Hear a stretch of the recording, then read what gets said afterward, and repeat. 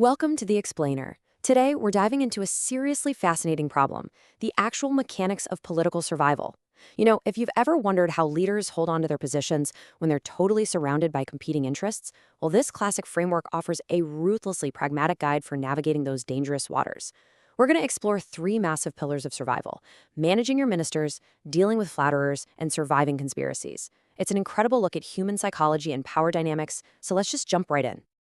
I want you to imagine for a second that you've just seized power. Congratulations. But, well, now the real work begins, because you are entirely surrounded. How do you actually survive your own court? As a ruler, you have to navigate these incredibly treacherous concentric circles of the people around you. You've got your absolute closest advisors right there in the middle, then you've got the broader court of nobles and hangers-on, and finally, out on the edge, the general public. Every single one of these circles represents a totally unique threat to your survival. And this source text, it provides a highly specific mechanical blueprint for handling every single one of them. Section 1.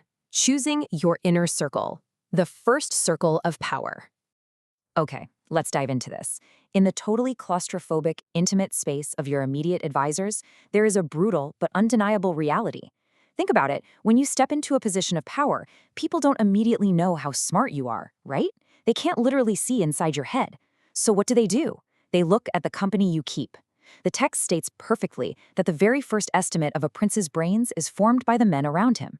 Your competence is instantly judged not by your own solitary actions, but by the caliber of the ministers you choose to keep close. Basically, if you surround yourself with brilliant, capable people, you are perceived as brilliant. But if you hire fools, well, you're going to look like a fool. So how do you actually evaluate the people you're bringing into this sacred inner circle? Well, the text gives us this brilliant rule of 3 for analyzing the intellect of literally anyone you might hire, promote, or trust. It argues that humanity can essentially be divided into 3 distinct categories of intelligence. Let's walk through these 3 archetypes. And as we do, I want to challenge you to kind of categorize your own teams or, even your own managers. First up, we have the brain that understands by itself. This is your self-starter, your visionary, the person who grasps complex situations totally independently. The text labels this as excellent. Second, we have the brain that discerns what others understand. Now, this person might not generate the genius idea themselves, but when a good idea is pitched to them, they can recognize it, evaluate it, and actually execute it. This is labeled as good. And finally, the third sort of brain, the one that understands neither. They don't get it on their own, and they don't get it when it's explained to them. The text bluntly labels this as useless. So the absolute crucial takeaway here is this. For a leader to survive, they absolutely must stock their inner circle with those first 2 types of brains and literally ruthlessly purge the third. Section 2. Surviving the flattery trap.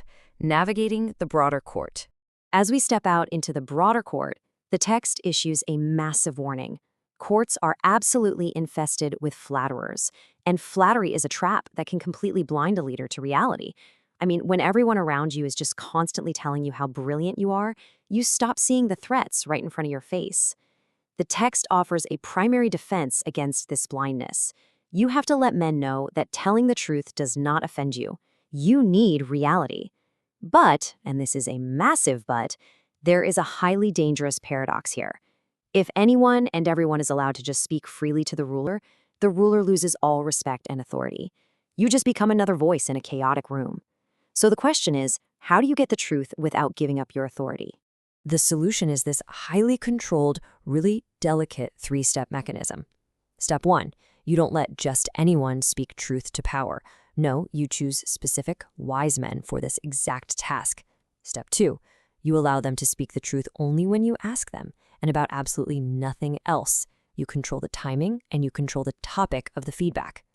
And step 3, once you've actually heard their unvarnished truth, you retreat and you decide by yourself. It's like a filter. You extract reality from your court, but you never, ever surrender your own power to make that final call.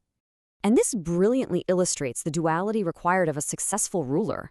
Seriously, notice the duality here. In the information gathering phase on the left, a prince should be a constant asker and a patient listener. You have to actively pull the truth out of your chosen advisors. But look at the execution phase on the right. Once the listening is done, you must be thereafter unmoved. You cannot be seen as easily swayed or wishy-washy. You gather the data with humility, for sure, but you execute the decision with absolute, cold authority. Section 3. Defeating conspiracies through goodwill. The macro environment. Now, we face the streets, the general public, and the honestly terrifying prospect of conspiracies. When we think of rulers protecting themselves from assassins or conspiracies, we usually think of physical defenses, right? Moats, high castle walls, armed guards, the whole shebang. But the text gives us this incredibly powerful realization. The best fortress is not to be hated by the people. Physical walls are actually utterly useless if your own population despises you. The ultimate protective shield isn't made of stone at all. It's made of public goodwill. Why is this the case? Well, it comes down to a brilliant psychological deterrent.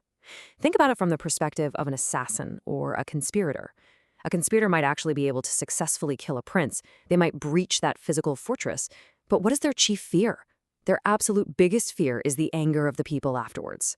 If the people love the ruler, the conspirator knows that even if they pull off the assassination, they're going to be torn apart by an angry mob the very next day. Therefore, they don't attack. The people themselves literally become the prince's real functioning security apparatus. Now, what's really interesting about this is how it highlights a fascinating literary pivot in our source text. For a text that is famously focused on the absolute, centralized power of a single ruler, this deep reliance on the people is incredibly telling. The source notes that, because the people are the real security, the book keeps sliding toward positions that the author's other famous work, the Discourses, will state openly. It's kind of inching away from pure autocracy and acknowledging that true, lasting power must ultimately rest on a much more republican foundation, the actual consent and goodwill of the governed populace. So we've traced this survival guide from the inner circle, through the court of flatterers, all the way out to the general public. And I want to leave you with a provocative thought to carry with you. When you look at the boardrooms, the capitals, and the massive organizations of today, do our modern leaders surround themselves with a first, second, or third sort of brain? Are they constant askers and patient listeners? Or are they completely trapped in a bubble of flattery? The mechanics of power haven't changed, really. Only the wardrobes have. Thank you so much for joining me for this explainer. Keep analyzing the structures of power around you, and I will catch you in the next one.